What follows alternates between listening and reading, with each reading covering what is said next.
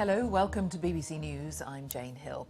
Iran's supreme leader is pardoning a large number of prisoners, including some of those arrested during the past months of protests. The pardon by Ayatollah Khamenei comes on the eve of the anniversary of the Islamic Revolution in 1979, a date on which he regularly offers an amnesty to prisoners. But the Iranian state media says this amnesty does exclude people facing charges of spying for foreign agencies, murder, or the destruction of state property. Tarane Stone is from the BBC's Persian service and says those people freed do have a number of conditions attached to their release.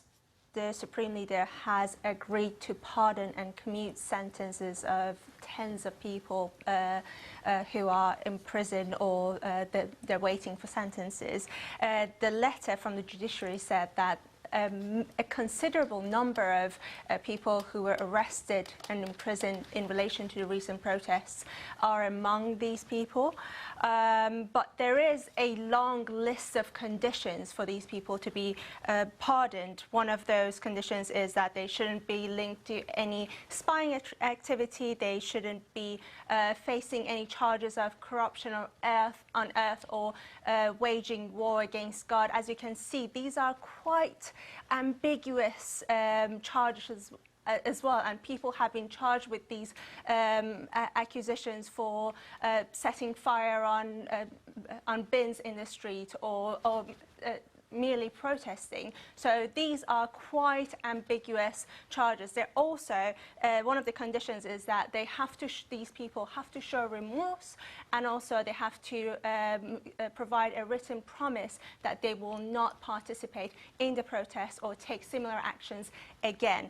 And that's what has raised some concerns among social media users and people who have been listening to the news today, and said that this can potentially be problematic and it can potentially be a long process and maybe even impossible for some people to be pardoned or released.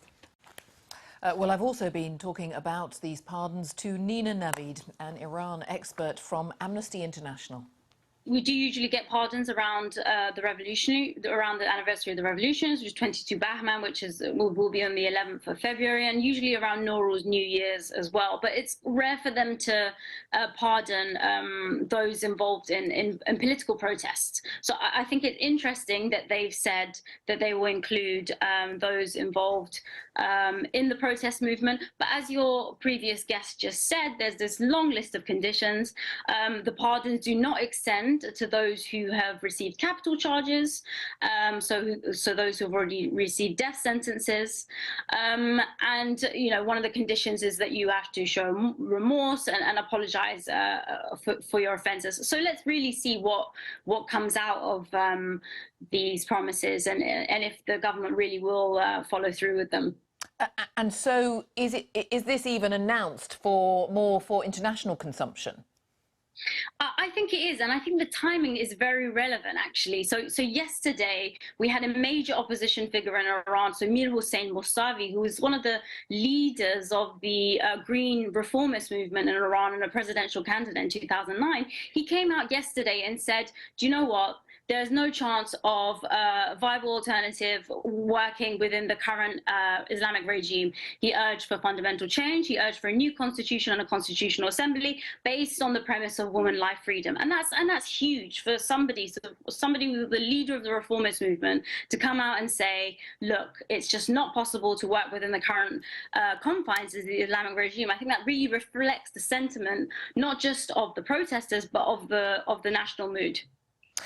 And how many people does Amnesty International believe is currently in detention as a direct result of those anti-government protests that, of course, we've been witnessing and people have seen images around the world? Right, so we've said it's up to tens of thousands, and that's based on kind of leaked recordings. So up to tens of thousands have been detained as part of the protests, unfairly so, just simply for exercising their right to freedom of assembly and freedom of expression, and of course hundreds were killed as part of those protests. Lethal force was used against protesters, live bullets were used, and hundreds were killed. And of course, four young protesters were arbitrarily executed, hung in secret, and many more are at risk. We said that at least 14 are at imminent risk of execution, including Mohammed Bobadlu, who has mental health concerns as well. He remains at imminent risk of execution. And we know, for example, these pardons do not extend to those who've received death sentences and who've, received those sentences as a result of torture, tainted confessions.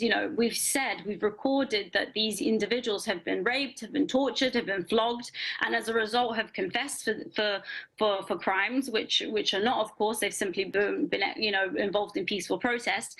And the government has said that they are not subject to these pardons. Really, the government needs to drop all the charges, quash convictions and death sentences against all those involved in peaceful protest.